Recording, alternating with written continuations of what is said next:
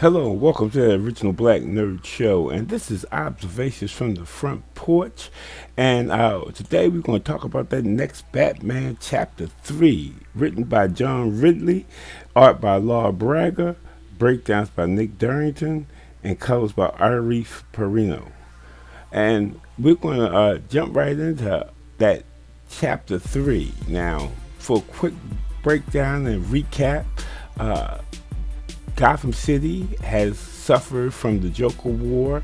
It has brought in a group called the Magistrate and their private security force.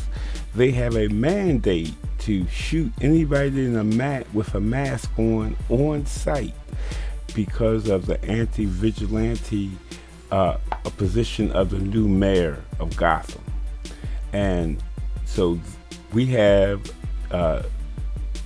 Tim, don't call me Tim, Jace Fox, who has now taken on the mantle as the next Batman, and unbeknownst to his family, the Fox family, he's the next Batman, and he's been fighting crime.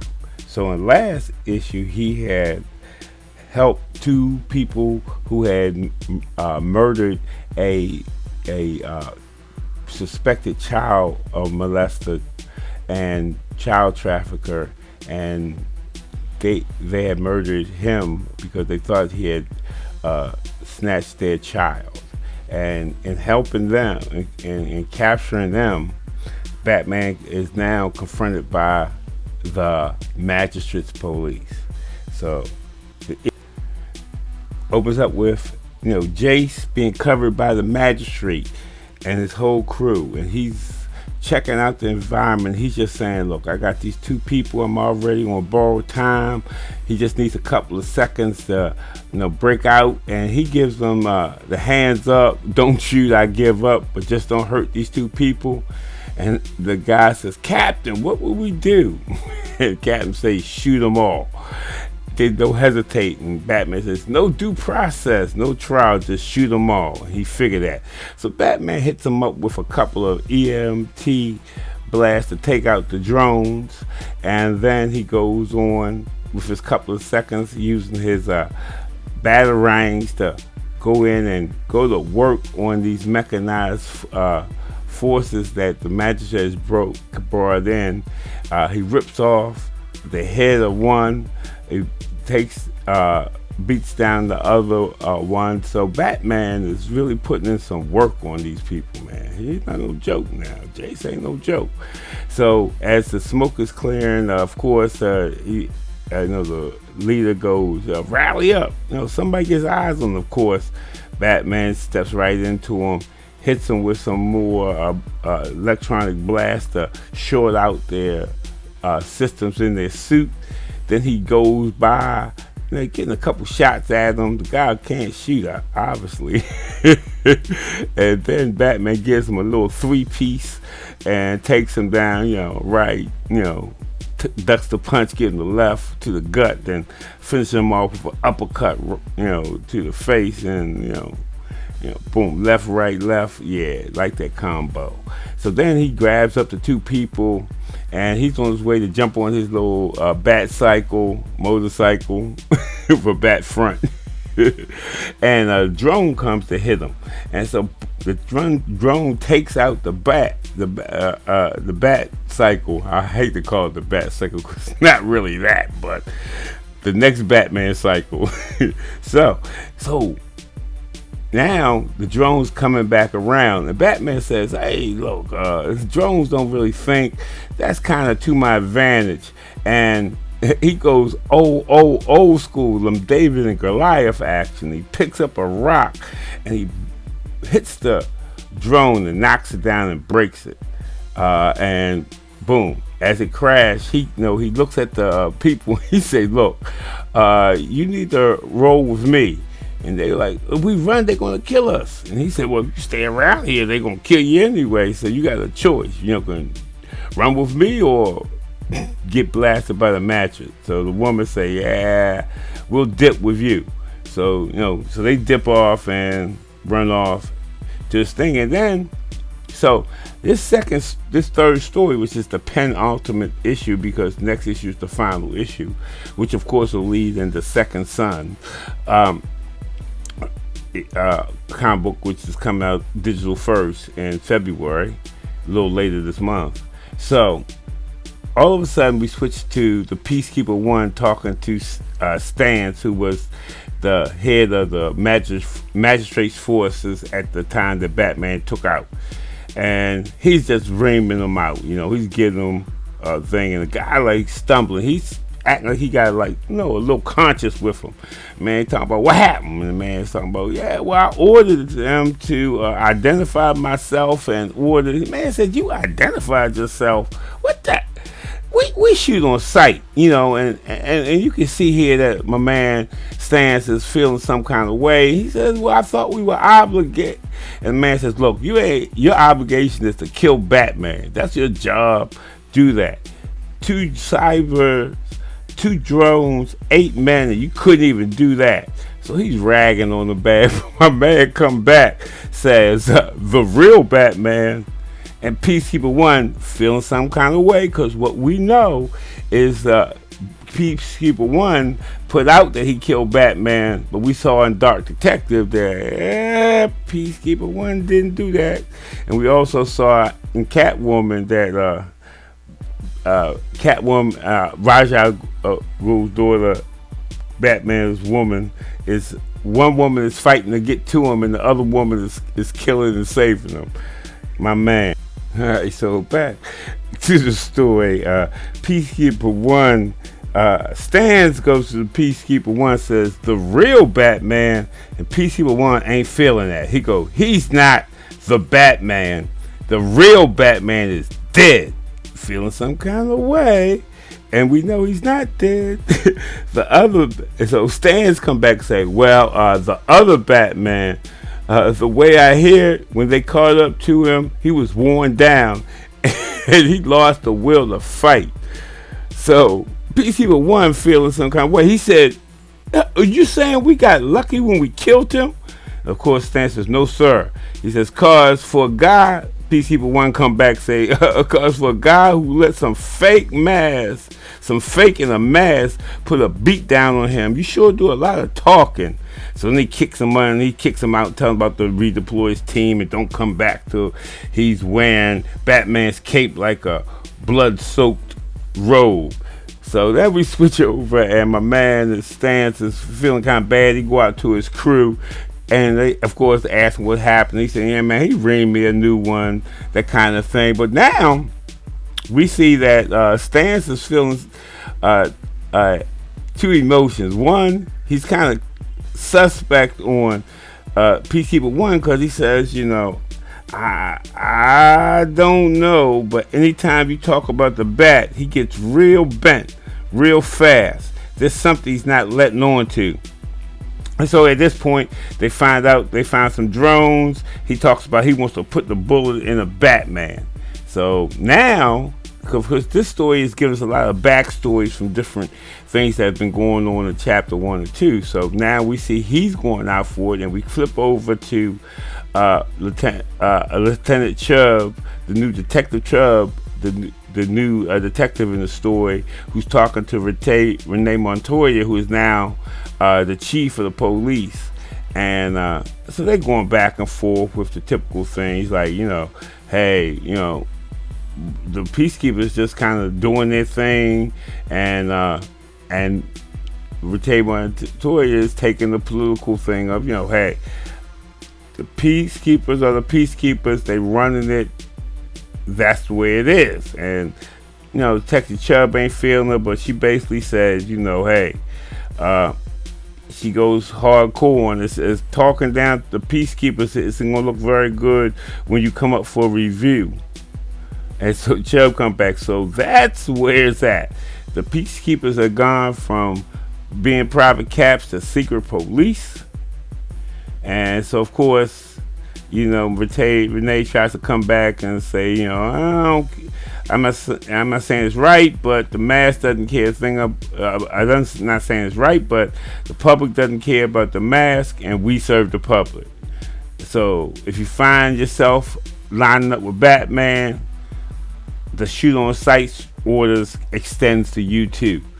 So wow, she puts that little pressure on him.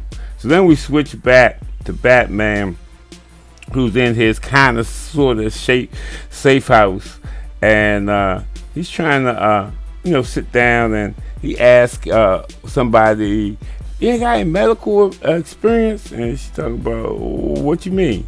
And so he's got the, remember in the first issue he got shot, and so he goes to take off his uniform, and my man he cold, boy, he's tough.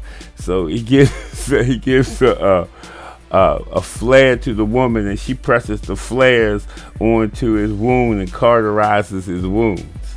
While he's there. So Batman's a tough dude. So after all that happens, they ask him a question. So here we get a little taste of what Batman's going on and what's his little backstory may be about. Because the woman goes, "Did I do it right?" And he goes, "Right enough." And the other guys goes, "Those scars, you get them from the peacekeepers?" And Batman goes, "They're from my old job, which involved me getting tortured a lot. Now I mostly just get shot at, which I guess is a step up." So we find a deal that some backstory here going on with Jace on that. So then he tells him to take a rest, and now we flip over to the Fox family, and here we find a little bit about what's going on in their backstory. And Lucius is talking to his wife, and he's giving her some pablum about we make every effort to ensure our anti-personnel systems comply with. And his wife says, come on, ho. I'm just trying to make sure this shoot on sight law stands up in court. And because you Wayne Enterprises, you're part of that.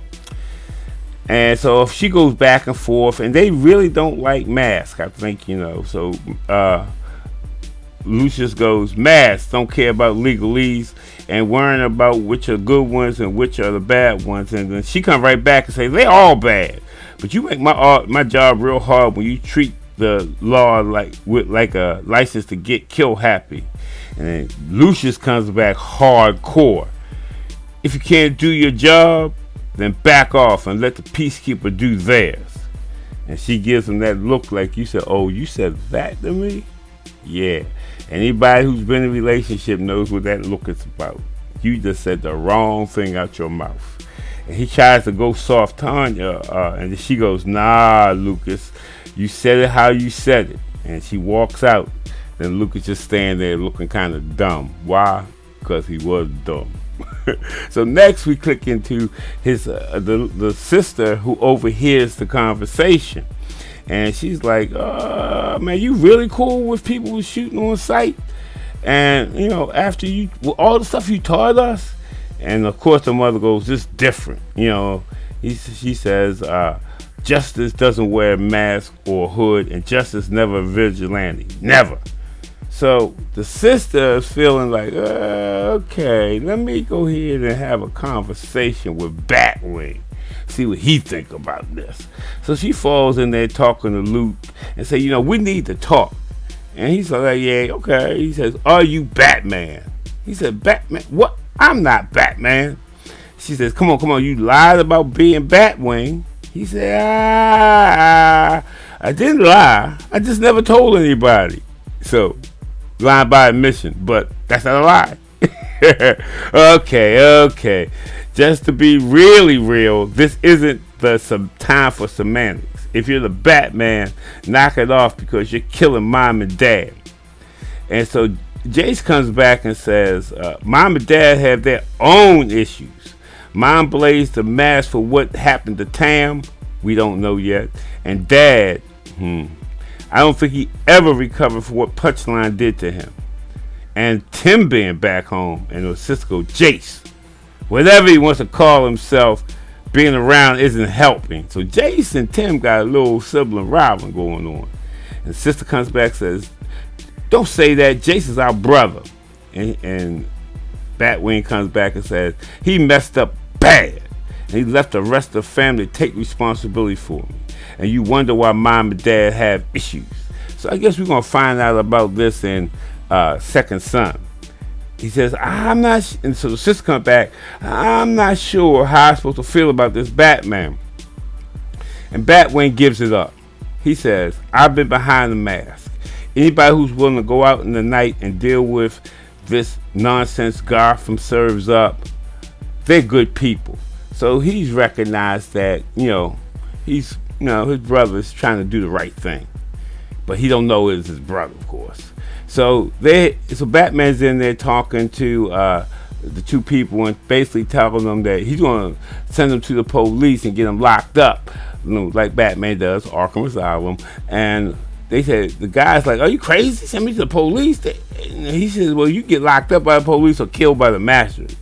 What you want to do? So he calls up Detective Chubb and gives up, the story of where he wants to drop these two prisoners off.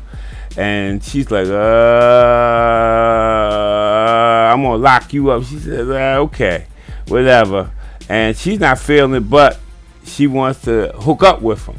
And the partner comes in and says, who was that?